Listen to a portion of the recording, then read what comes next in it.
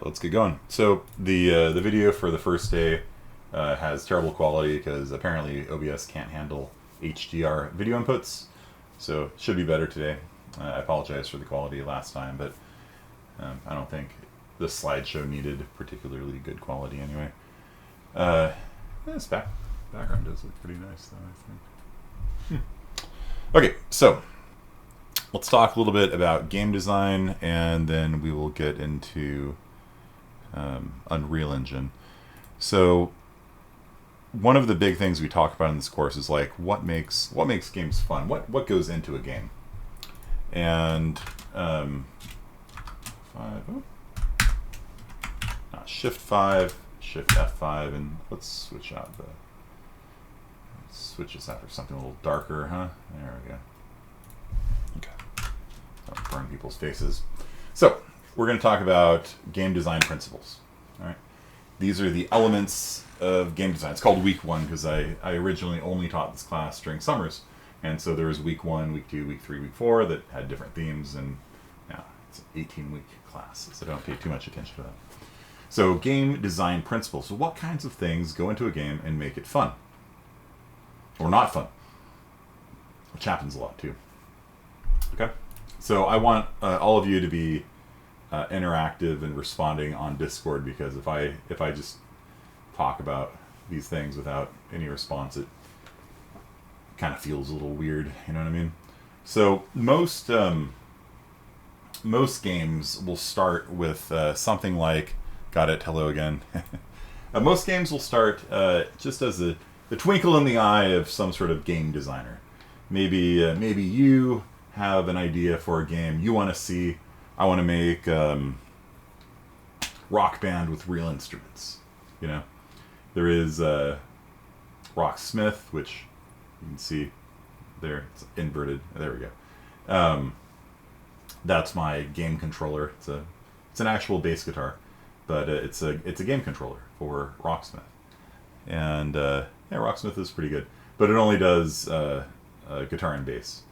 What I would really love to see somebody do at some point is actually combine like there's a lot of different singing games, like what's it called, Songstar and Karaoke Revolution, like, you know, a voice singing game that tracks your pitch, see if you hit the notes, lead guitar, bass guitar, rhythm guitar, and electric drums. I want to see all of that. And no, there is no music game that does that, unfortunately. Rock Band, you can actually hook up an electronic drum kit to it. I actually tried that, and it works really well. You actually drum, and it's actually really hard. You have a kick pedal, you have your cymbals, you've got the drums. Become fast and furious. It is hard, but you can do it. But the guitars on Rock Band are crap, right? You just play the frets, and there's 5 frets you play. Whereas on a real guitar, you've got at least 18, usually 24 frets, and 6 strings. And so that's a lot more places where you can put your finger. And you, of course, have to chord as well and stuff like that. They did release, I think, a pro guitar controller for Guitar Hero that kind of did that. But there's never been like one music game that actually is real for an entire band. And I would actually love to see somebody make that. I was kind of hoping the new Rocksmith that's coming out would do that, and it's just the old Rocksmith with a subscription fee. So yay. So anyhow, so the idea, that's where game ideas come from. Sometimes it's just something that you want to see yourself. You're like, I just want to be able to sit down with my family and just play rock music. And ideally, like, have downloadable music, not officially sanctioned DLC that you pay for, even though that's fine. Allow fans to make the music so you can have thousands and thousands of songs, things like that. That's where games come from. Sometimes your company's game idea comes from like, it's a sequel, right? What's going to come after Battlefield 5? Right? You think Battlefield 5 is going to be the last Battlefield? Maybe it should be. I don't know. It's pretty bad. but they're going to make Battlefield 6 at some point, you know? And, it's been 10 years since Skyrim. We're due for another Elder Scrolls game, you know? Battlefield 2042, yeah. Like, if you work for a large game company, once you get a successful franchise, they will milk that franchise till it dies of malnutrition, you know what I mean? So, there will be sequel after sequel after sequel. You know, that's why Mirror's Edge was such big news when that came out a decade or so ago, because it was a brand new IP from EA, which even is a miracle. They actually made something that wasn't a sequel. So Dead Space is coming back. Yep. So that's if you work for a AAA studio, a lot of them are sequels, or a lot of them are licensed games. So. Like I told you guys on Tuesday, a friend of mine, his little independent game studio got the license for Cars, and so they ported the Cars game to the Nintendo Wii. There's a lot of that as well. So like movie tie-ins, Spider-Man. Like, have any of you guys played any of the Spider-Man Miles Morales or the earlier one whose name eludes me? Just Spider-Man 4 maybe it was the earlier one, something like that.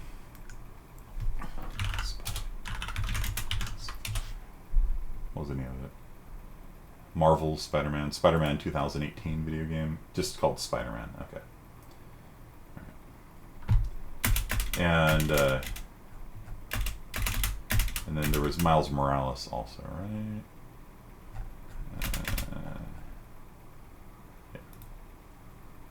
Yeah, that's 2020. Yeah. So yeah, movies come out. By the way, Into the Spider-Verse was an amazing movie. If you haven't seen Spider-Man Into the Spider-Verse, highly recommend it if you're at all into comic book movies. So, yeah, that's a fairly common source of game ideas as well. Here's a movie, make a game based on it, you know, and it tries to capture the feeling of the movie. But if you want to make your own game, you need to come up with a concept. Okay, my concept would be realistic, you know, music creation, right? For that one, or I've had another one I've wanted for years. Have any of you played any of the Katamari Damacy series, where like you start as a little ball and you roll up trash into bigger and bigger balls? I've wanted to do a game like that plays with that sense of scale, so that you can be very, very tiny or very, very big and have everybody in the same world at the same time. That's something I've wanted to do for a really long time, just have never gotten around to. So don't they have a patent on it? On what? On which one, Kano? On the being small or big? I don't think you can patent that. It's just, you know, the growth for Katamari. I'm not talking about actually doing Katamari. I don't want to roll things up into a ball. I want to have ants and humans and birds and spiders and cows on the same battlefield. So you can play as a mosquito and attack humans, and you can play a spider that attacks and captures the mosquitoes. You can play a bird that eats the spiders and things like that. And you can be at big scale and small scale all at the same time, all in the same area, which is something that has always interested me, and I've just never gone around to doing. So, Donut County, interesting. You play as an ever-growing hole in the ground. Nice. Yeah. So, let's say that you come up with a game design. You say, I want to make StarCraft meets Twitter. By the way, that's a very common way of describing a new game. People obviously have not heard of your game because you've not made it yet, and maybe it doesn't even exist even anywhere outside of your brain. So you need to describe it to people. So there's this notion of something called an elevator pitch. Have you guys ever heard of an elevator pitch before? The general premise of an elevator pitch is that you enter an elevator, and the CEO of your mega corporation walks in next to you, and you're like, oh my gosh, I got enough time until we get up to the 10th floor to pitch him an idea. So you have to be able to present an idea to your boss or to some investor in the amount of time it takes to take an elevator ride up to the top floor. Okay? So, yeah, you got a couple sentences. You can't just be like, all right, so I got this idea, and I've had this idea since I was 5th grade, and I made coloring books out of it, and I've always wanted to make, and I think it'll be really fun, And I have some crayon sketches I can show to you. Bing! Door. They leave. They have no idea what your game's about. And that's a problem a lot of people have, is they can't get to the damn point. You need to be able to present what is your game, what makes it fun, in like 3 sentences. Okay? And if you can't do that, then maybe you don't have a good idea of what your game actually is. So a very common way people do elevator pitches is that rather than describing everything from scratch, they will describe some existing games, like StarCraft. Everybody knows what StarCraft is.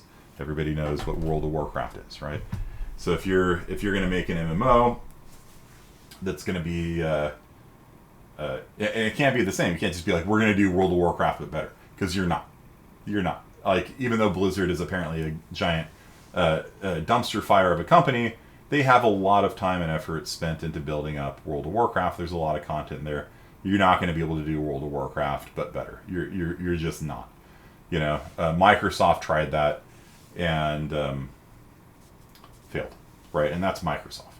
And one of my friends was actually the lead designer for that game. It's called Ashran's Call and Ashran's Call 2. I don't know if he was the lead designer. I think on the first one he was just a designer. And then I think he might have been the lead for Ashran's Call 2, something like that. Only WoW can kill WoW. Only Blizzard can kill Blizzard. And it's happening right now. They just fired McCree. You know, the guy that McCree was named after in Overwatch. He just got fired.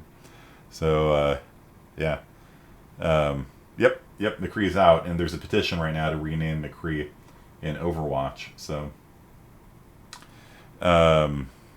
yeah. So, true story. Yeah. Anyhow.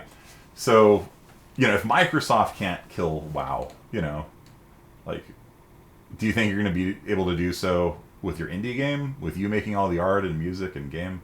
Probably not.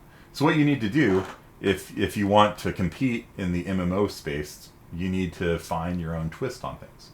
So, for example, what if we did an MMO that rather than, you know, hotkeys and, you know, activating abilities and things like that, what if instead it was a fighting game? What if it was like Tekken meets World of Warcraft? Right? That sounds interesting to me. Everybody knows what Tekken is, or Street Fighter if you're a Street Fighter person. I'm personally a Tekken person myself. Or used to be. I haven't played it in a while. I used to allow students extra credit to fight me at Tekken during midterms and finals. It was a way for me to amuse myself during a test. If you were able to beat me at Tekken, you get a letter grade on the test. Absolver, I don't know. I haven't played Absolver, but yeah, like, but you get what I'm getting at. Like, you'd be like, it's World of Warcraft meets Street Fighter, fighting game in an MMO setting, and then they instantly know what you're talking about. Yes, you can. There you go, bro. So, or I don't know. It's a chess meets Leisure Suit Larry. I don't know. Like, it's a Japanese light novel combined with a platformer. I don't know. Like, you could just sit there and just combine genres, combine games in your head, and that actually makes for a really quick and powerful elevator pitch. Really, how would you combine a Japanese light novel with a platformer? Actually, I have no idea. But, like, assuming you've thought it through a little bit, like, that might perk somebody's interest up. Like, oh, okay. You know. And apparently there's a game like that, right? We need a dartboard. Yeah. Or just draw. You get a bingo, like one of those bingo mixers, and just pull games out. And, like, okay, it's going to be... let's pull up Steam.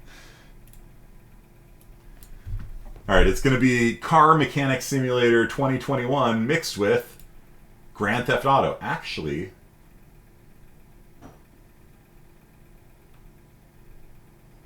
that would actually be kind of cool.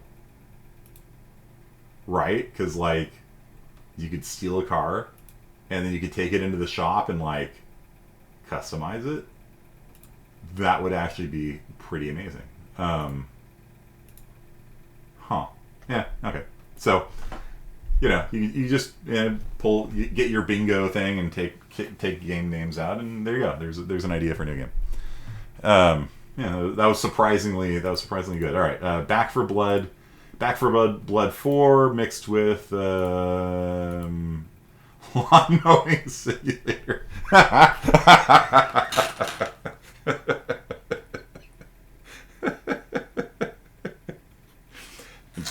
Everyone's driving around on a John Deere lawnmower, cutting down zombies. I don't know. Okay, so you get the idea. You get the idea. You can Microsoft Flight Simulator meets Orcs Must Die 3. I don't know. Okay. So that's close that out. Plants vs Zombies. Yeah, fair enough. A zombie lawnmower killing game. Yeah. It's funny. Fallout mixed with Horizon Zero Dawn. I mean, Horizon Zero Dawn is kind of like a post-apocalyptic kind of feel, I guess. Right? No. Okay, so anyway, so when you're making a game, you need to think about certain elements of game design, and there's actually a book that's in the syllabus called the Encyclopedia of Game Design Principles, something like that. Encyclopedia of Game Design. And yeah, there it is. It's not cheap from what I recall. It's not a cheap book, but it's actually got a bunch of different mechanisms and things like that that are the building blocks of making a game. And for example, have any of you ever played a drafting game? A drafting game like Magic the Gathering. You open up a booster pack of Magic cards. You take one card out of it, pass it on to the next. Take the next card, pass it on. You do that until all the cards are gone. And you do that with like 4 or 5 booster packs, and what you're doing is you're picking cards out of as they come around, the best cards. You're trying to assemble a deck that'll work, and that's a drafting mechanic. And sometimes, like, you think you're going to have a white deck, and you just keep getting really good black cards. So you start picking those out, and you end up not using your white cards at all because your black cards were just like so much better. That would be a drafting mechanic. Sushi Go is another drafting game. Sushi Go, you have a hand of colorful cards that are representing. It's an interesting. Okay, they represent things like wasabi and pudding and sashimi and nigiri and stuff like that, and they're worth different amounts of points. Sometimes you have to combo them. For example, wasabi is worth nothing unless you play a nigiri on it, but then it triples the value of the nigiri card. So tempura is worth nothing until you get 2 of them, then they're worth 5 points. And so what happens is everybody has a hand of cards, and you take one and pass it around, and you can see what other people are playing. So if the person to your left is playing tempura, maybe you'll steal the tempura, so they don't get the tempura, and you can kind of block them. But then maybe you're taking that instead of something you need, and so that's a draft. It's a classic drafting game, and there are, in fact, if you go into Board Game Geek, 32 announcements. What the hell, dude? Oh, Lord. That's a lot. Okay. Sushi Go. Is there a way to just clear those announcements? So Sushi Go Party is even better, arguably. It's got more options. So 7.5 out of 10. That's actually pretty good on Board Game Geek. Board Game Geek is fairly rough on games. Very lightweight game. It's easy to learn. Where are the game mechanics? Here they are. Mechanisms. Drafting. Okay. So it is a drafting game. And if you click on that, you can actually find all the games that use drafting and things like that. So 444, here's the top ones. Agricola is a brutal game. Seven Wonders is fun. I haven't played Terraforming Mars. I've looked at it. I haven't played it. You can see there's 400 games that use drafting on Board Game Geek. And the general idea is you pick a card and pass, and pick a card and pass. Keep doing that. That is a building block of game design. And so when you're making your video game, maybe you want to do drafting, or maybe not, right? There's just all these different mechanics that can go into making a game. And you need to have a certain amount of, like if you want to be a game designer, not like a game programmer, but a game designer, you actually have to have sort of an encyclopedic knowledge of all these different kinds of game mechanics out there, so you can kind of pick the best ones that match the need of your project that you're working on. Then there are these things, which every game has. Every game has a certain amount of luck in it, or no luck. right? It's a scale that ranges from absolute no luck, like chess, right? There's no luck in chess. There's no luck in checkers, right? So you don't roll any dice. It's very straightforward, right? And then there's some games that are all luck. Shoots and Ladders. Shoots and Ladders being one of the worst board games ever made. Deliberately so. Deliberately made is a terrible board game. That all it is, you just roll the dice and move that far forward. It's a completely boring game. And then there's games that are in the middle, and there's games like Backgammon. Has anyone here played Backgammon? Yeah, total RNG is pretty bad, right? Has anyone played Backgammon? Not Backgammon, that's from Zelda, of course. Ever seen this game? Backgammon? So, Backgammon is a game that looks like it's very luck-based, right? What happens is you've got your pieces here, and they're trying to go around the board that way, and they're doing the same coming around this way. When you roll the dice, a 5 and a 4, that means you can move one of your pieces 5 squares, well, triangles, but 5 squares forward, so you could take the top piece off here and go 1, 2, 3, 4, 5, and then you could take this guy off, or this guy off, or whatever, and move them 4 forward. 1, 2, oh, can't move it, it's blocked. If there's 2 or more people on that square, it's blocked. You can't move there. It's blocked. But if there's 1, you capture it, you send it back home. And so it seems like a very RNG thing, right? Like if this red player here rolls a 2, they'll be able to capture the white's piece and send it back home. As it turns out, Backgammon's a really amazing game. It's actually a really well-made game. It's very simple. Roll 2 dice, and you can move your pieces that far, right? But there's actually a lot of really good strategy, and the luck makes it play differently every time, right? Whereas with chess, chess there's no luck at all, and that has its own issues, right? Whereas with Backgammon, like the moves you have available to you are based on the dice, and sometimes you're going to be a little luckier, and sometimes you're going to be a little less lucky, and a good player will account for that. And you might lose. Like, if you just get a really bad run of luck, a bad player can beat a good player, which is something that bad players love and good players kind of hate. You know what I mean? Like, has anyone here played Smash Brothers? Any of the Super Smash Brothers Melee, Smash Brothers Brawl, any of those games? Has anyone play those? Are you guys good at it? Let me put it this way: on a scale of 1 to 10, 10's good, 1's horrible. How good are you at Smash Brothers? Like whichever one you play the most of. How would you say? I used to be pretty good at it. I played a lot of the original one, and I was pretty decent. I was able to beat kids up. That's how I'd babysit.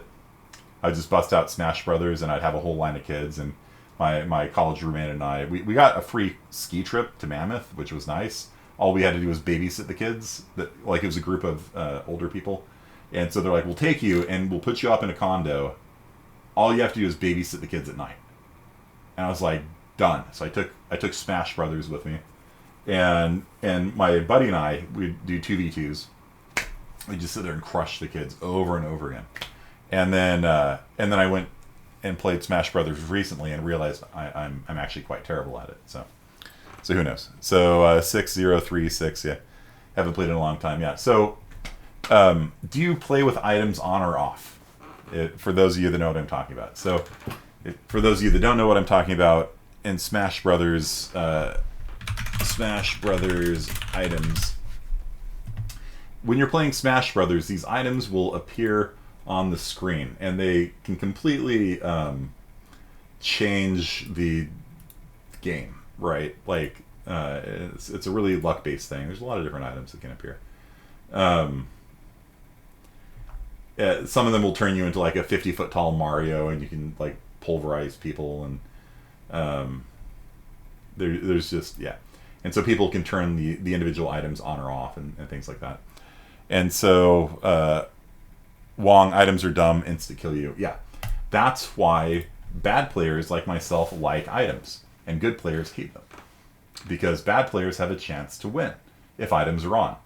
If I play against a more skilled person, they will kill me 100% of the time. But with items on, maybe I get some item that just mega kills somebody and I win. Yay! I get a win. And so the skilled person hates it. right? Because they just lost to a worse person. And so luck is one of those things that, generally speaking, worse players like more luck in a game because it gives them a chance, you know?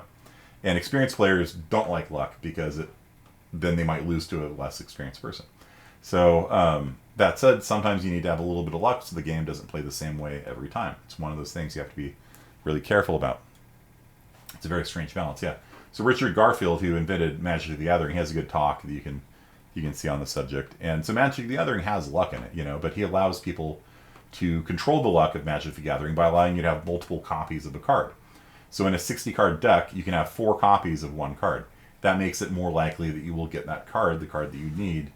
Or you can have 1 copy of it and just be like, if I get it, I get it. If I don't, I don't. It's not a big deal. But there's still luck, and Magic players all know about getting mana hosed and things like that.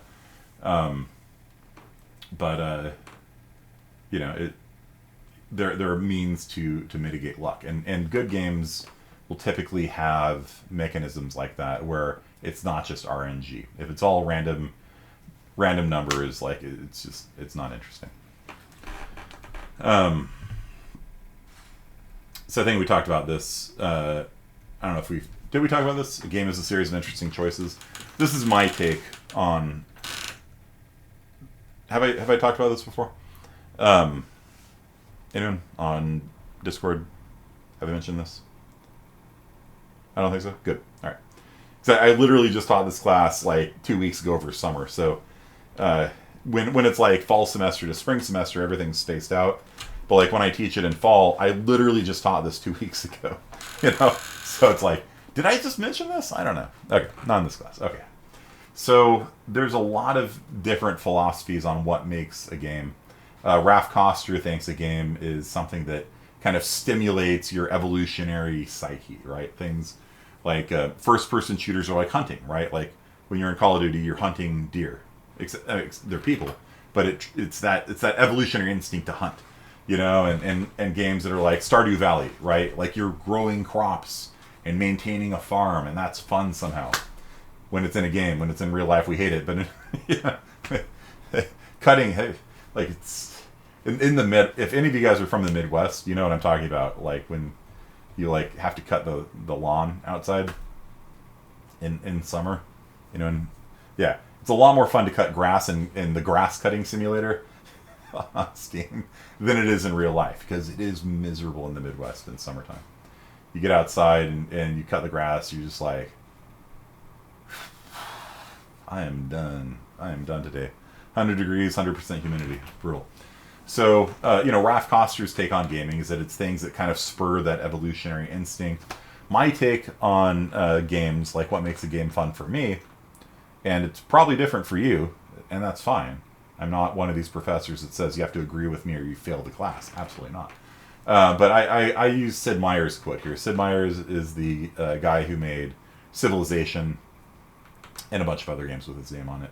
Pirates and airplanes and railroads and things like that.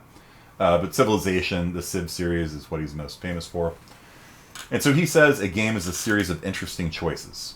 So if there's only one choice you can make, that's a very boring game, right? And that's a problem a lot of games actually have. With a lot of games, there is the right choice and there's the wrong choice. And that's not very interesting, right? Like in Persona 5, have any of you guys played Persona 5? Or, yeah, I wasn't going to say any of the Persona series, but have any of you played Persona 5? Not yet? It's really fun. No. So in Persona 5, your guy is a high school student, and you actually have to go to class, and you have to, like, listen to lectures, and then, like, a few days later, in-game, they will actually test you on what you learned a few days before. And so it's actually kind of amusing to me because they're talking about, art history and like Spanish and all this kind of stuff. And it's like it's kind of funny just because you're actually kind of supposed to listen to the lectures and learn. And the questions they ask aren't necessarily just simple recall questions. Like they actually ask higher level on Bloom's taxonomy, higher level questions. But here's the thing. If you get the answer wrong, nothing. If you get it right, it increases your intelligence statistic in the game. And the intelligence statistic of the game is something you really want to raise. And so every time they ask you a question, it's a free shot at raising your intelligence statistics. So what most people do is they pull up a guide and they look up all the answers, and then they simply pick the right one. And so that turns it from something that's kind of fun and amusing, like, oh, did you remember, from 3 days ago in game, to like somebody just has a document printed out or on their tablet or something. They're like, the answer is C. Very boring in that respect. So, yeah, or like if you're playing a role-playing game and there's one weapon you have to get, or if there's one skill you have to get, that's boring. I'm sure you guys have all played role-playing games like that. Like, if you don't take brutal crit, you're worthless, that's bad game design. If you always have to take something, or if you never should take something, it's bad game design, in my book. Let me throw it out to you guys. Have you ever played a role-playing game or something like that where, there's an ultimate weapon that you have to play with, or an ability that's terrible that nobody would ever take? You guys know what I'm talking about? Maybe you played Destiny, I don't know. A weapon in a first-person shooter that is so garbage you would never use it. I really liked walking simulators like Firewatch. Yeah, Firewatch was a good game. It was a slow burn, literally, of a game. And it's really just a story. Like, Firewatch isn't much of like a game, like, from this perspective, It's really just an interactive story, but it's a good story, so it's fun. Can't think of any... what was it? Apex Legends or something. There was a weapon called the Mozambique, right? That was like the most terrible weapon in the game or something like that. So that would be an example of a uninteresting choice. It's where just a weapon is so useless, nobody in the right mind would ever pick it. Play The Witcher? Sure, yeah. It's like in The Witcher, there's probably some builds that are just terrible, or some builds that are just too good. Yeah. Slucky, you have any examples from The Witcher? Where magic in Skyrim? What do you mean the magic in Skyrim? Is it too good or is it too weak? Those are OP. Yeah, stealth archery. No matter how I start a game in Skyrim, it always ends up being stealth archery at the end. Magic is weak in Skyrim. It's hard to play magic only build. Yeah, I will give you that.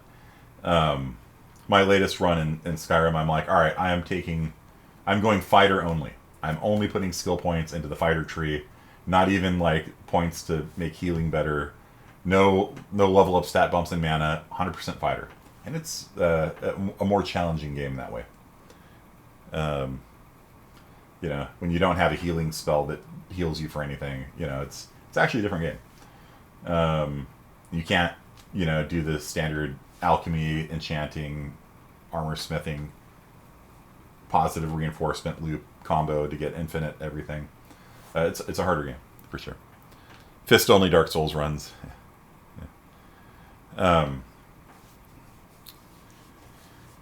So any game, when you sit down and think about it, like there's usually something like that should be tweaked. And to me, that's just bad game design. To me, food in Skyrim. You guys know what I'm talking about? Cooking. There's a whole cooking system in Skyrim. Do you guys know that? Did you ever do the cooking system? You take hare meat and add salt and get cooked stew. Do you know that? There's all these recipes in Skyrim. Never use it, it sucks. Yeah, exactly. They put all this effort into designing this cooking system. There's cooking pots all over the place. There's lettuce, and there's all these ingredients, lettuce and tomatoes and potatoes and carrots, and you find them everywhere in the world. You find bread everywhere, you find lettuce everywhere, and tomatoes, and cooking pots, and salt, and it's all pointless. All of it is pointless. It's terrible. Like, you make you make food, and it's worse than, like, a terrible healing potion, right? Yeah, it's weaker than a potion. And there's no limit on the number of potions you can drink. You can just sit there and shotgun 50 gallons of healing potions, and your character probably has to pee off screen, but You just bloop, you're back up to full health. Whereas if you carry like 500 cheese wheels on you, you have to sit there and eat like 9 million calories of cheese wheels to get yourself healed up to full. It's cooking pots only used for glitches. Yeah, isn't there an actual cookbook you can buy to recreate the dishes? Probably. I wouldn't be surprised. There's everything for Skyrim, but it's just a terrible system.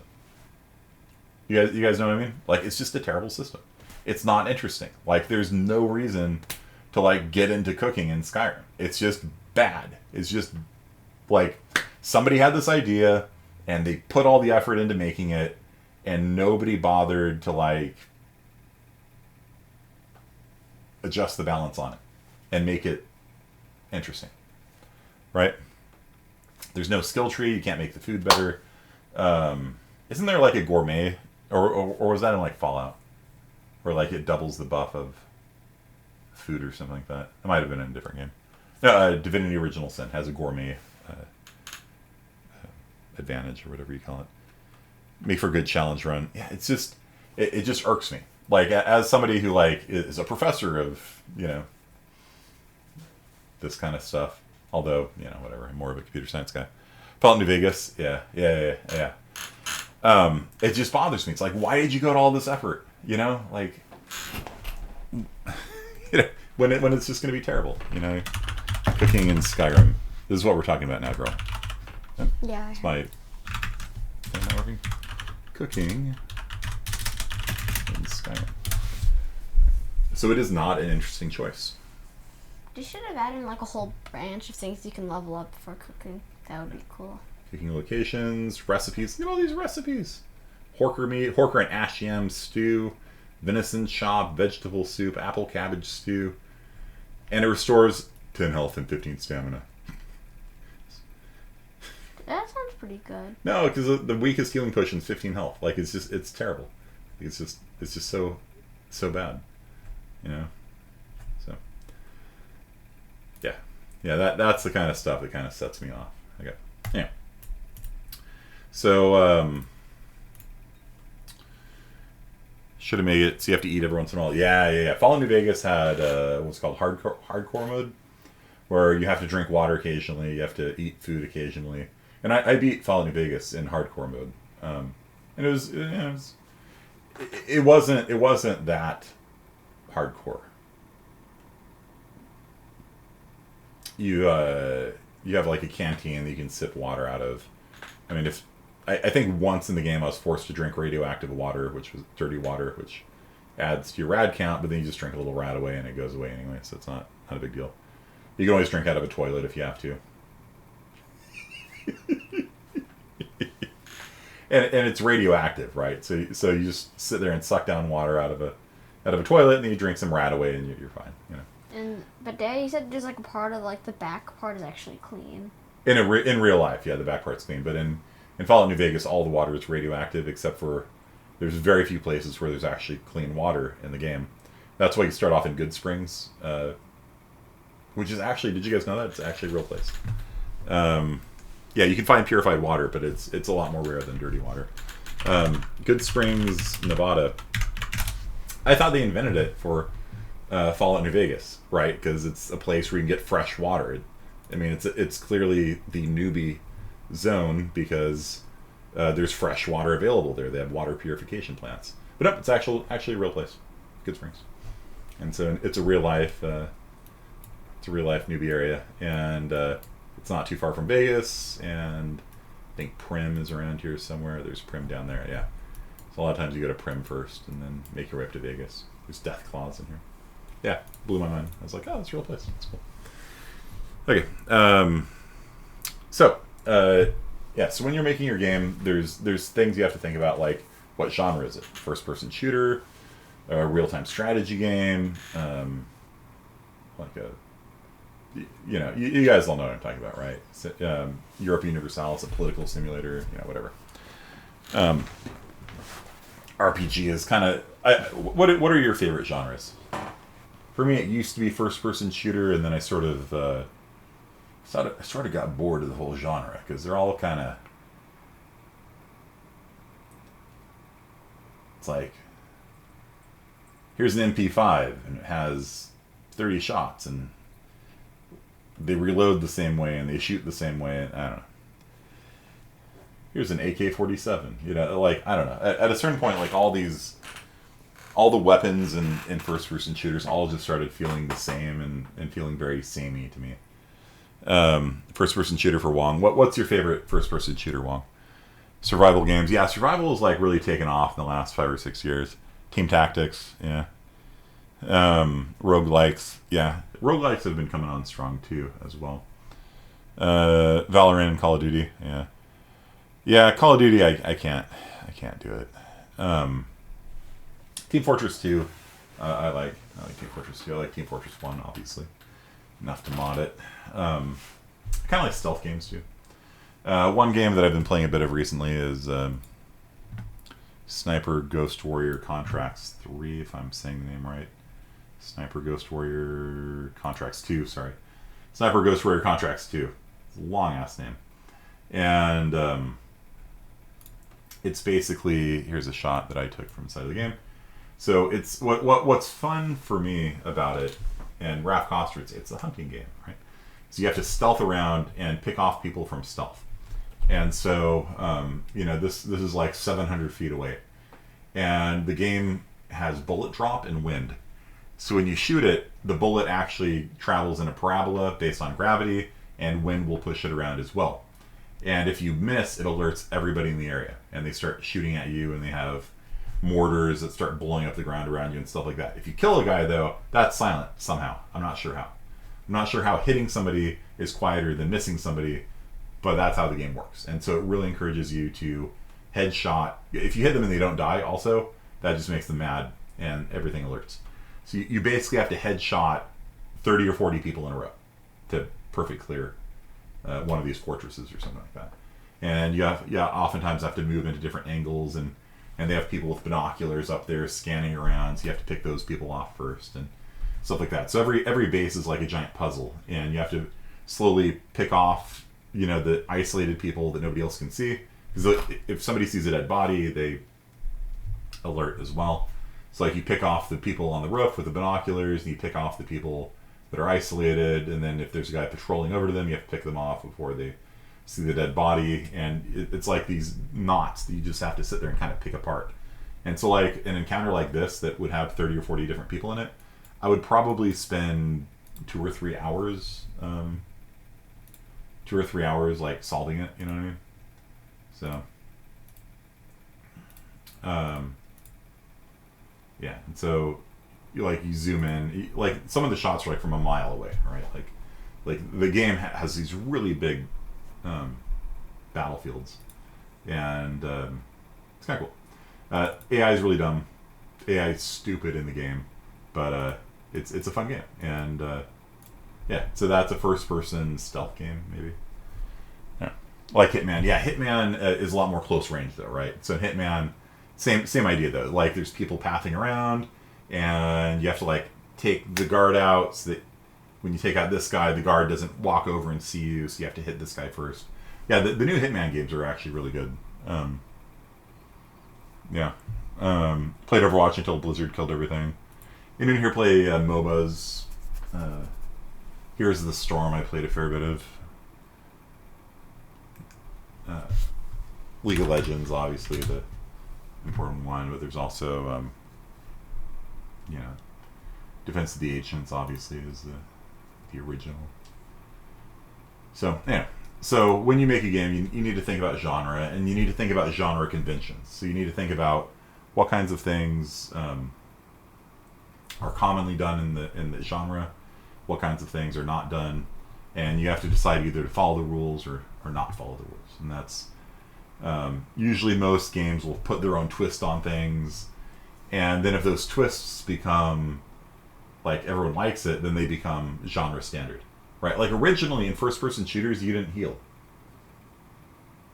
Did you guys know that? Like originally, you had to find health boxes. Half-Life changed it so that there were med dispensers, and so you'd walk up to this machine on the wall and hit it, and it would refresh your life. But originally, you would find health potions or health boxes. You'd have to run around and suck up all the health boxes you could find after every fight, because that's the only way you could heal. And if you got stuck in a situation where you had no health and no ammo, like you're toast, right? And so then somebody had this bright idea. What if we just regenerated? I think Halo might have been the first kind of to do that. In Halo, you have a shield that would regenerate, and then you have a health. And so the shield would regenerate, and then eventually people just made it, everything regenerates. You know, so if you don't take damage for a while, if you don't take any damage, your health goes, and you're fighting it. And then that became so popular because people kind of hated having to, like, you'd win a battle, then you have to turn around and walk backwards for half an hour and walk around to all the places where you skip the health pickups and go back and get all the health pickups. Okay, I'm good. And then you have to run back out and then do the next level. And it was really kind of tedious. And so somebody had this idea, like, what if he just, you know, healed? And so now, like, that's genre convention, where if you just don't get hit for a while, your health will go, boop, boop, boop, boop, boop, boop, boop, and you'll be finding it. Overwatch, some people, yeah. Sniper Contracts, Ghost Warrior 2, Sniper, whatever. Yeah, if you hang out, you'll heal. So, yeah. Okay, so let's leave off there. Let's get into Unreal Engine. So everybody, please do me a favor and save and open up the Epic Game Launcher. And hopefully all of you have this installed. Pay no attention to my giant library of free stuff down there. Click on the Unreal Engine tab here, click on Library up here, and make sure that you have 4.26 installed. And if you're watching this video at a later date, obviously the version number is going to be different. They come out with new versions all the time. So does anybody not have the engine installed?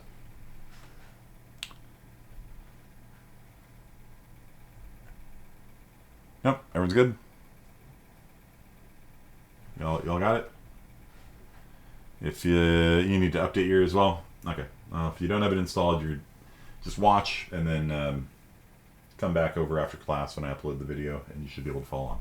So here we go. We're gonna make a new project, and we're gonna make hit launch here.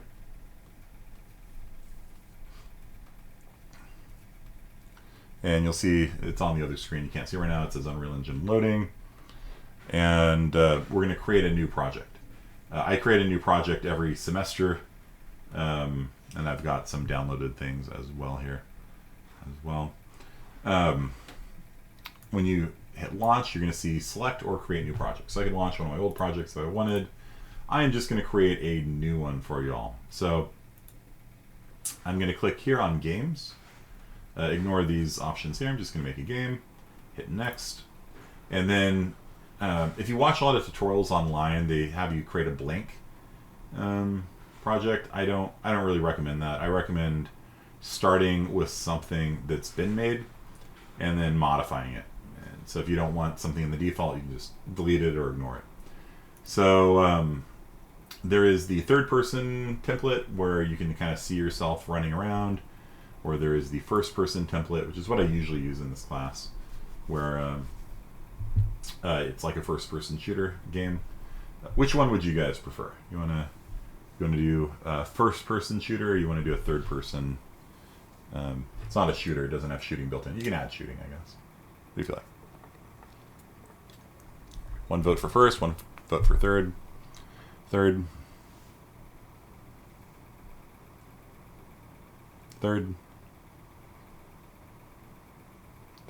All right.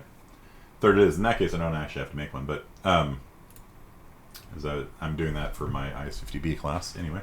So click on the third-person template, hit next, and leave all of these things as the default. Should be blueprint, max quality, ray tracing off, desktop console with starter content.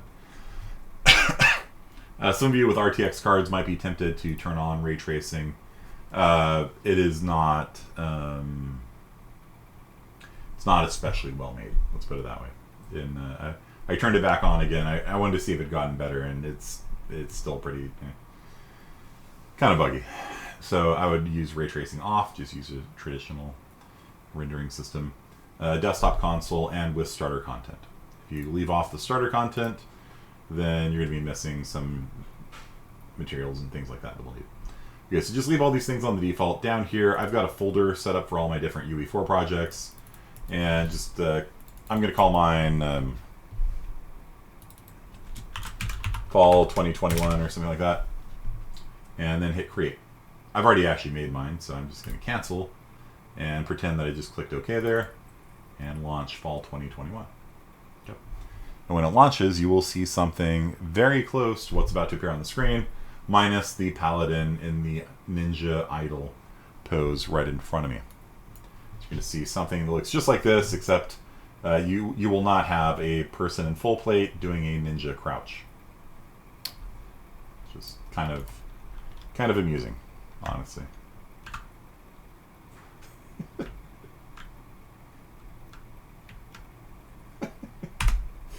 Okay. So we're gonna do an introduction to Unreal Engine today. We're gonna go over the basics. All right. And the basics are pretty should be pretty familiar to most of you. If you've ever played a computer first-person shooter before, the controls are pretty similar. So this is what we get with the template. We actually start with just that. That's the entire universe. There's nothing else.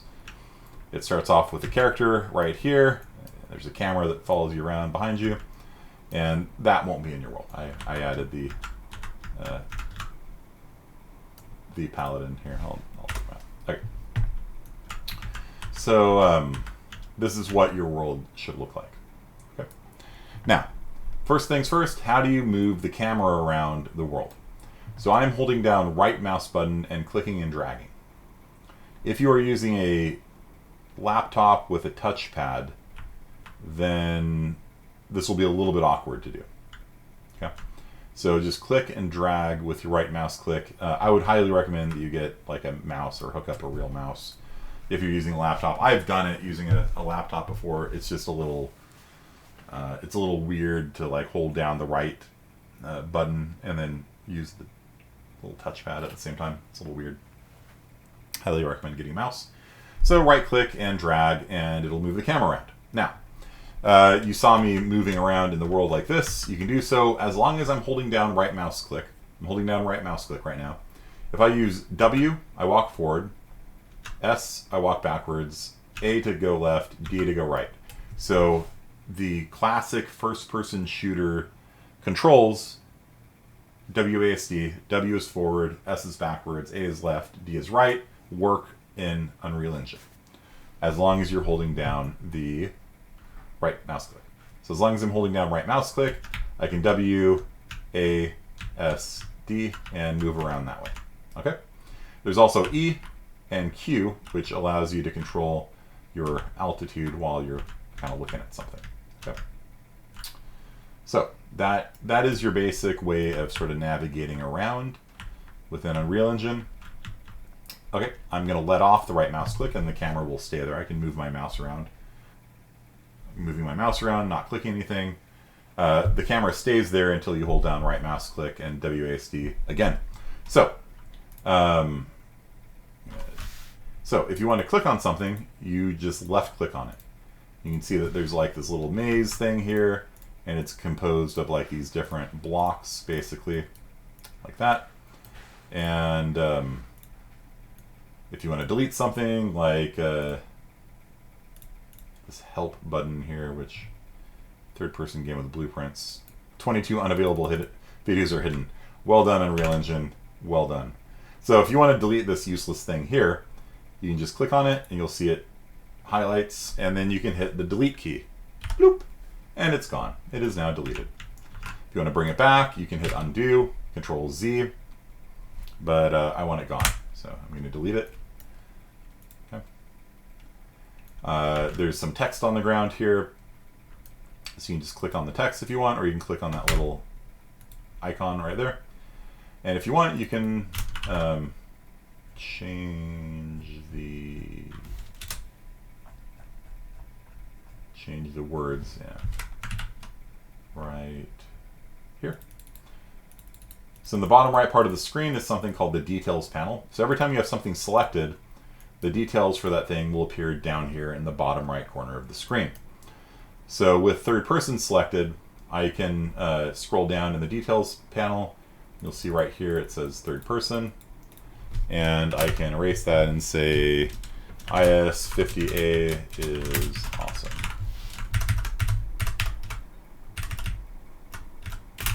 Hit return. And now I've got text in the world that way. Okay. So, first thing you guys need to know, right click and drag to move the camera around, WASD to move around in the world. Second thing you need to know is you can click on things to select them, and when they're selected you can change their properties and do different stuff. So I clicked on the text here and changed the text from third person to IS50 is awesome. Okay. If I click on this box here, over on the right side on the details panel, and come down to physics and turn on simulate physics. And if you do that, then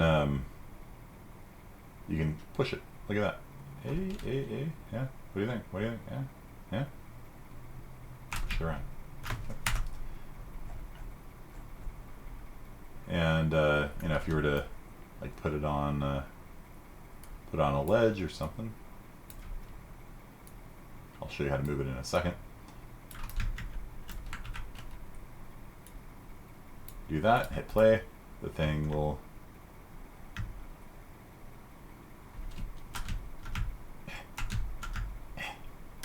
can't quite get it on. Let's put more, let's get its center of gravity off the thing. There we go. So you can turn physics on objects, and then they will have gravity and they will collide with each other and behave as physical objects behave. And so you can find that by clicking on an object and turning on simulate physics. And that's all you really have to do. You can override, there's all sorts of options in Unreal Engine. You can change how much it weighs. This thing, it estimates it weighs 1,400 pounds, which is probably why I couldn't push it very much. But it will simulate gravity and will collide with things and push them as well. So, first thing, WASD to move around. Second thing, you can click on things and change them in the details panel. Third thing, we can move things around. All right, so how did I move that box? So what I did was I clicked on the box, and what you'll see is 3 arrows appear like that. So there's a green arrow, a blue arrow, and a red arrow. The green arrow corresponds to the y-axis, the X arrow corresponds to the x-axis, and the blue arrow corresponds to the z-axis. Okay. And if you kind of rotate around, Z is up. If you increase Z, it increases your elevation.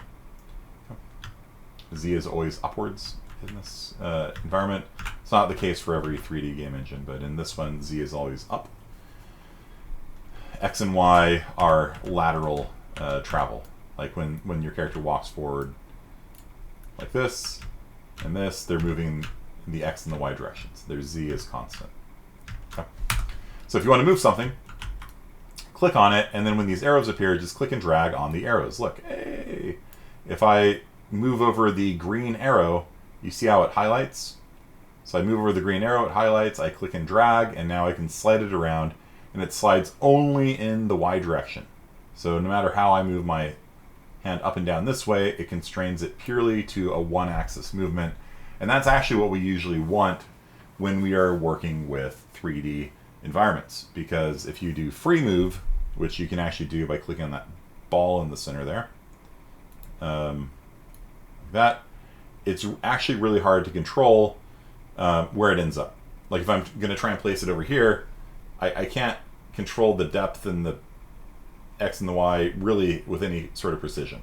It's all just sort of horrible to do a free move. So whenever we move things in Unreal Engine, we only move it usually in one, maybe 2 axes at the same time. So if I wanted to put it over here, I would drag it over there, and I would drag it over there like that. Okay. So I would drag it in 1 axis at a time. If I want to be super cool, if you look at the little square thing right there, in between the 2 axes, if I mouse over that, you'll see both the X and the Y highlight, and then I can move it in the XY direction. So it will not go up or down in the Z direction. which is usually what you want, but I can slide it around like that.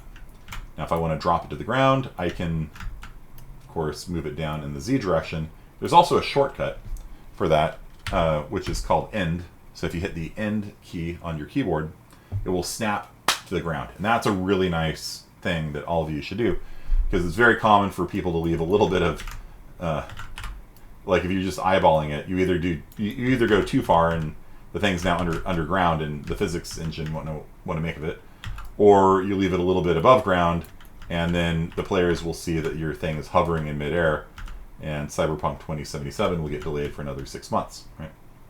So rather than do all that, when you have an object selected and you want it to snap down to the ground, hit the end key, and it will move down until it's exactly flush with the surface, and it will look nice. Okay, and then if I want to slide it around on the ground here, I can just click on that intersection between the X and the Y, and you'll see it slides around on the ground. Cool. If I hold down Alt and drag, it makes a duplicate. So if I want to make lots of boxes, look, I'm just holding, you have to hold down Alt separately each time. You have to let go and click again. But I can make lots and lots of boxes, okay? And I'm just Alt dragging by doing that. Control W is also the duplicate command. Control W doesn't close the window, it duplicates things. But I don't like using it necessarily because you can see it moves it a little bit, and then it's not lined up anymore. So if I move it sideways, you can see that it is no longer, because I use the duplicate command, it's actually not lined up properly. And so if I wanted to make like a row of boxes, I'd go Alt drag, like that, and then everything is in a nice lined up line. Right? I'll stack them up even here. End. Drag it over here. Drag it up here. Drag it over here. End, and it snaps down. So it won't just snap to the ground, it'll snap to whatever is beneath it. So now I've got a nice little collection of blocks here. Alt Shift drag. Whoop! Oh look, the camera goes with it. If you hold down Alt and Shift and drag, it duplicates it and the camera follows it around. And Shift, if I'm holding down Shift and click, the camera will move with the object, which is oftentimes very nice. Hit end, snaps down, and now I've got a little pyramid of blocks, which I can't really push over. Even though it's simulating physics, I can't push it over because I don't weigh enough. So let me delete. Oh, that's two of them? They get parented to each other? How did that happen? All right.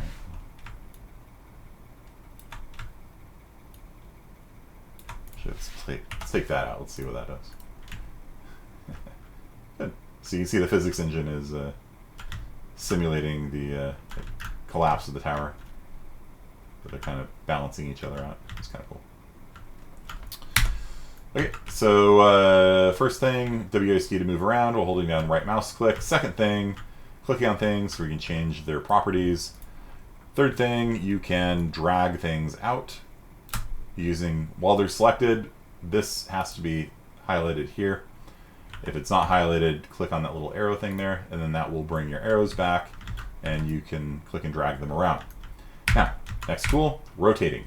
Click on it, and then up here, these are the three main ways we mess with objects in the world. We either translate them, translating means they move, translating means to move something. Second thing is to rotate them, and you'll see that the highlighted thing here goes from being arrows to being like little quarter circles kinds of things. And if you click and drag on those things, you can spin the object around however you'd like. You can tilt things up, roll, pitch, and yaw, that kind of stuff.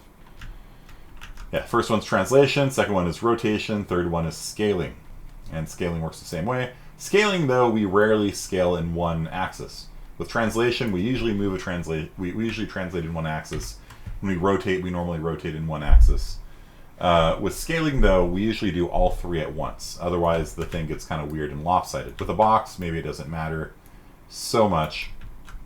Maybe you do want to make a pillar like that. But if you have something like a chair or something like that, let's see here. I'll show you where these things are in a second. Let's say you have a chair. put that in the world. If you were to scale it in just one direction, it looks kind of horrible. You know what I mean? I mean, I guess that's okay. It's like, I guess maybe a couch or something. I don't know. But in general, if you do it in one axis, it distorts and it looks really weird. So if you want to do it in all three axes at the same time, it's usually the center, the very center part, the center white cube you see in the middle there. You are going to click and drag on that, and then the thing will scale in all three dimensions at the same time. Okay. So, movement, rotation, scaling. How do we put things into the world? All right. Well, when you launch Unreal Engine, you'll see something. Let's see. How do I hide the thing? There. There. You'll see something like this. Like, it won't have that thing off to the side that I had. I always turn that on first. Okay. So whenever I launch a new project on Unreal Engine, the first thing I do is this. I click on that little show or hide the sources panel there. And then I get a kind of a directory tree over here. And it's got all the different folders that I have in my project all off to the side there. The first thing I'd like for you all to do is make a folder for your own stuff. If you don't do that, the various things you make in this class are going to be scattered through the directory hierarchy and can be kind of hard to find. So what I typically do, and this is probably not a best practice, but I do it anyway, is I just make a folder called Bill, and then anything that I personally have added or done in the project goes into the Bill directory, and then I can just find all my stuff. If I made water, it'll be in here. If I made a gun, it'll be in here. And like I said, there's probably better ways of doing it, but you can make a folder by right-clicking on the open spot here, and clicking on New Folder. And then you can call that new folder whatever you want. Okay. So from the home directory, just make a new folder with your name in it. And don't call it Bill, that'd be very confusing. And just right click, make a new folder with your name in it, and just leave that be for now. Did you tell them how to delete one? Did I tell them how to delete things? Yes, they know how to delete things. No, delete like a folder. Delete a folder? Yeah, so if we make a new folder, you can delete it by right-clicking and choosing delete, or you can just hit the delete key. Thank you, Ada. Yeah. Are you doing custom Team Fortress today? No, we're doing Unreal Engine today. So, how do we put things in the world? Well, hopefully when you made your project, it will have starter content, because you enabled starter content, hopefully. And inside of starter content, there is...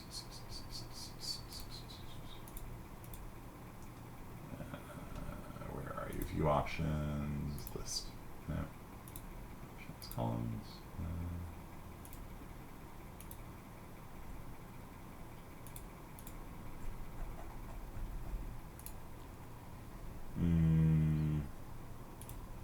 Guess that'll work. So inside of starter content, if you click on the starter content folder, you'll see that there are there we go. It's all advertised now. You'll see there's different folders inside of here. There's architectures and audio and materials and stuff like that. What I'm going to open up is yeah, maybe I will put it back on tiles here.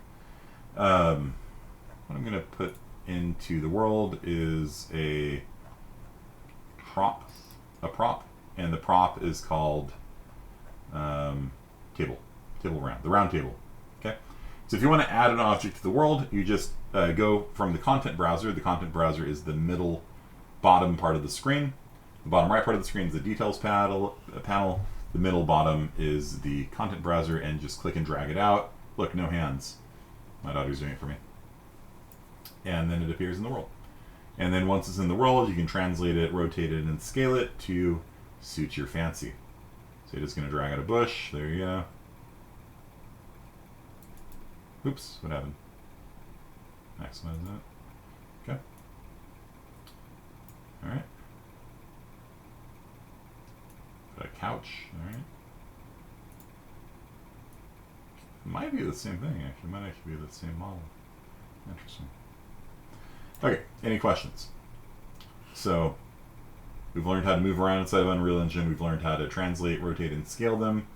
And we've learned how to place objects in the world from the content browser. Now, the one other thing we need to go over today, thank you, Edit, which is the basic shapes and things like that. So in the top left corner part of the screen, you will find the Place Actors tab, and a lot of basic shapes are up there.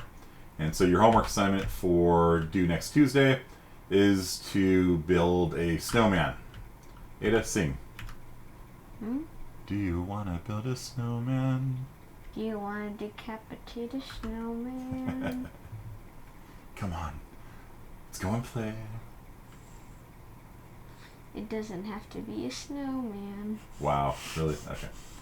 Right, and so you can make a snowman by just using the sphere tool here, so you can drag out a sphere, and you can just drag out spheres like this, and sort of line them up, you know, and make it look not terrible. I remember some people's last year's result. Mm-hmm. And so another sphere up here. Just kind of lining this up a little bit. Okay. Yep, not quite there, and up a little bit. There you go, there's a snowman. And then you can add a cone. You tilt the cone over like that.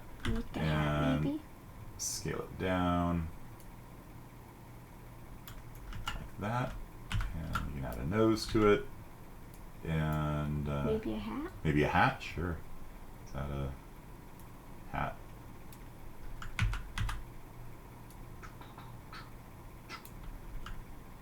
There you go. It's got a hat. Wait, can I try something? Wait, I'm gonna. Hang on. You know, like the traditional Frosty the Snowman hat? Frosty the Snowman? You want to do a Frosty the Snowman hat? Yeah, Frosty the Snowman. Thanks, Ken. I mean, like, take up another block out. Okay. Do you like a step? It's not over him. It's way off in the distance. Yeah, you gotta pull it in close. There you go. Pull it in closer. There you go. All right. My daughter demonstrating using the translation tool. By the way, there are shortcuts for translate, rotate, and scale. It's W, E, and R when you got nothing, when you're not holding down the right mouse click. If you use W, E, and R, it will allow you to switch between the translate, rotate, and scale modes. Oh, that's cool. Yeah, I like that. I like that. I dig it. All right. And hit end, and it'll snap down. All right, that's fine too. Okay, so we got here a snowman. We could probably add some smaller spheres for the eyes. Over here, you can see that there are snap to grid options. So you see how everything lines up really nicely? That's because we have snap to grid turned on. Sometimes though, it's too snappy. And so you can either change how big the grid is to snap to. For scaling, again, it snaps to 0.25 size increments. So like if I were to try and put out an eyeball for him,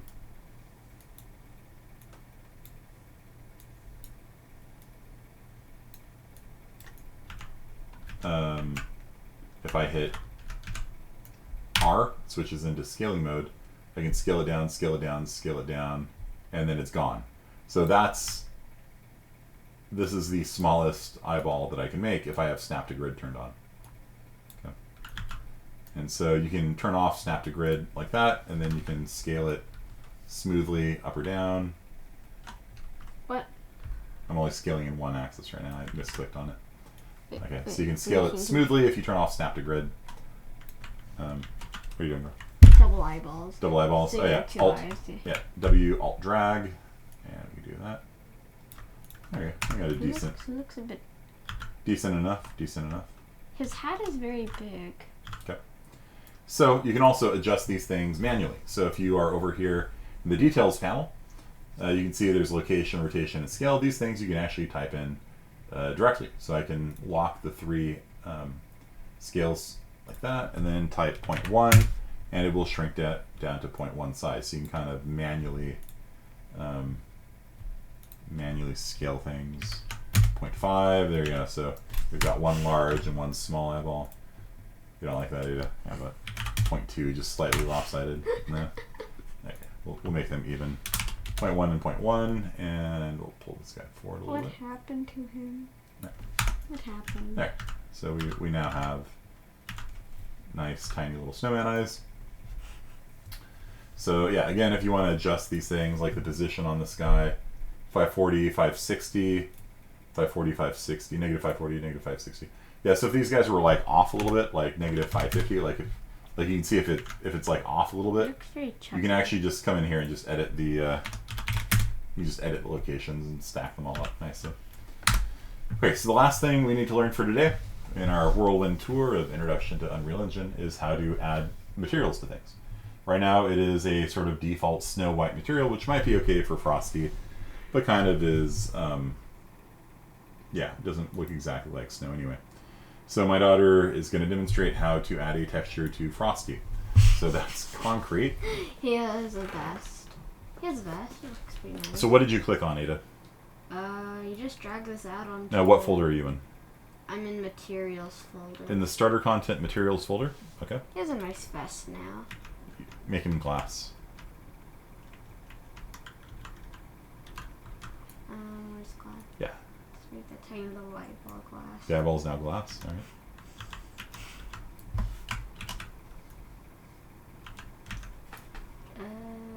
Maybe concrete for his hat. Yes. Is there any wood? Sure. There's wood. How come there's only a few? Basic floor. Some generic gray texture. I kind of like his vest though. Yeah.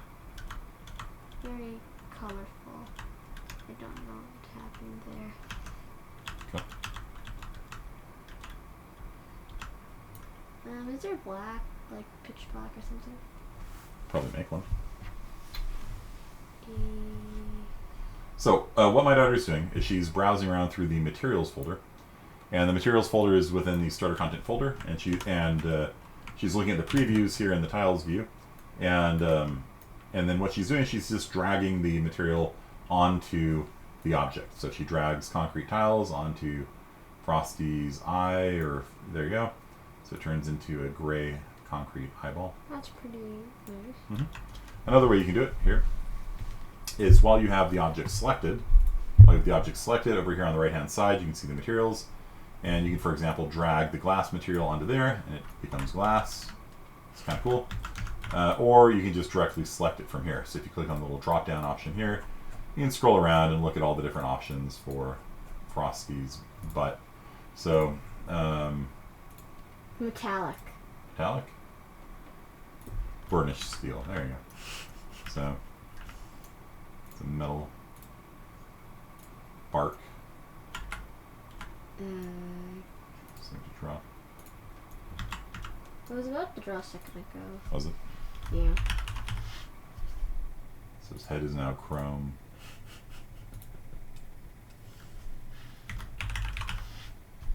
There you go. You got an all metal Frosty here. Okay, so what you guys have to do for Tuesday is you have to make a Frosty. And if you do something that amuses me, you get extra credit. So can you change color or color value of materials? We will learn materials probably next, actually, how to make your own material. For now, just use the starter content stuff. Okay. The answer is yeah, you can change the colors, but that's a whole nother lecture. So for now, just use the basic stuff and make a Frosty, the snowman. And what you're going to do is screenshot it. Do you guys know how to screenshot things? I don't know if you're a Mac person or not. You shouldn't be using Mac. You should be using Windows for this class. But if you are using Mac, I can't really help you on the screenshot side of things. But on a Windows machine, you're going to hit Windows key Shift S. Ada, hit Windows key Shift S, please. Windows key. Hold down Windows key, hold down Shift, and hit S. Okay. And then that is the screenshot tool, so I'm just going to select that. And that copies a screenshot, and then you are going to save it to your disk and upload it to Canvas. And so that's easy peasy. Control Shift S, and then it'll ask you which part you want to copy. You can do either full screen or window or rectangular selection. and copy a shot of Frosty, and then save it to your computer, upload it onto Canvas. Canvas will have an assignment called "Do you want to build a snowman?"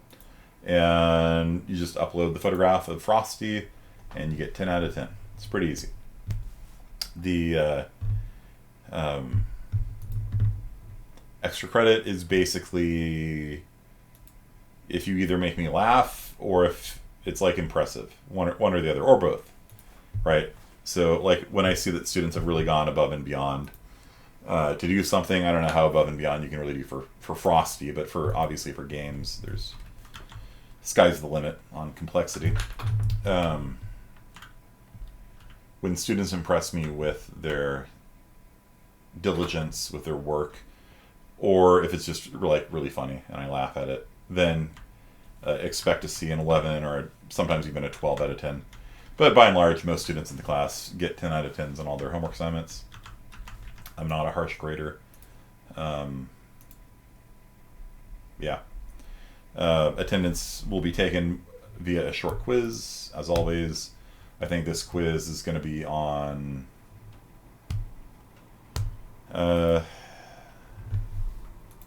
maybe the 3 different basic things you can do with an object: translation, rotation, and scaling. Maybe something like that. Okay. And all your time using Windows, you've never known this. It's actually fairly recent. I think it was within the last year they really started pushing out the screenshot tool. Before that, they had something called Snip and Share, and before that, you could hit the print screen button, and the print screen button would copy the screen to the clipboard. But now with all these multi-monitor setups and things like that, it's like you probably don't want to copy 3 monitors worth of stuff at once. So Control-Shift-S and select and drag. Just let go and then do it again. Control-Shift-S.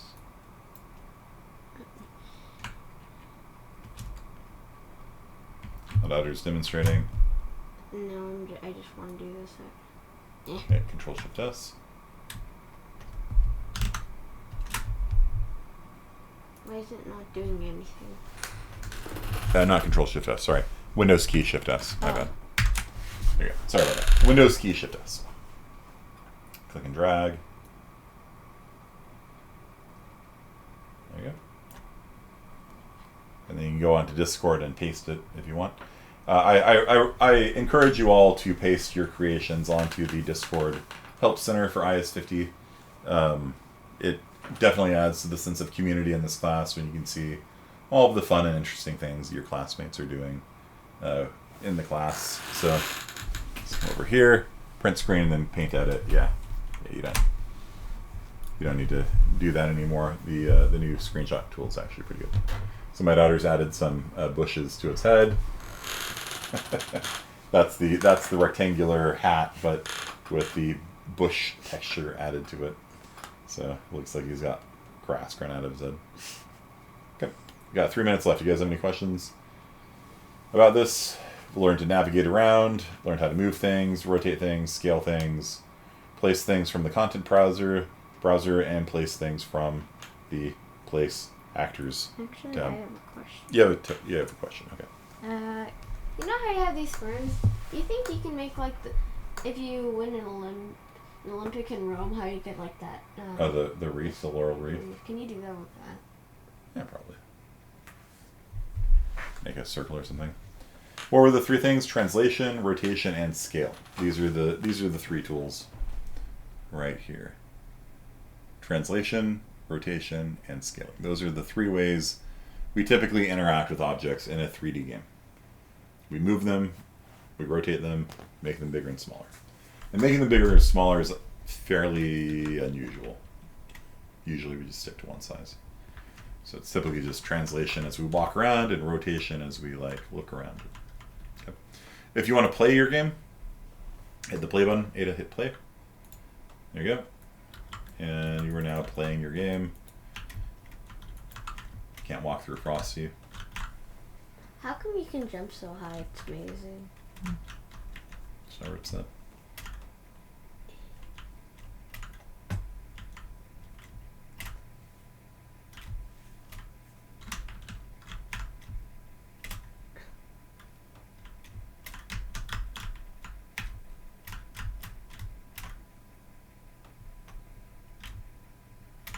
Here you go. Good job, There bro. we go. All right. I've made it. The penguin returns. Yeah. Okay, so that's it for today. No other questions? Scaling, translation, rotation, and scaling.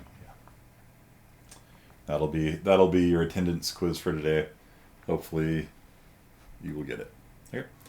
And then it's now 3, so we're gonna switch over. There's my alarm. We're gonna switch over to IS50B. So IS50A people wave, tag team out, slap the hands. IS50B people are gonna tag in, and we're gonna keep working on this. Okay. I'm gonna stop the recording now and make a separate recording for IS50B. Okay. Cool. Thank you. Okay, Ada, wave goodbye to everybody. Maybe you can teach them how to do Unreal Engine next time, huh? You've heard this class enough times. No, I just like building. You just like building things? Okay, that's fine. All right. Later.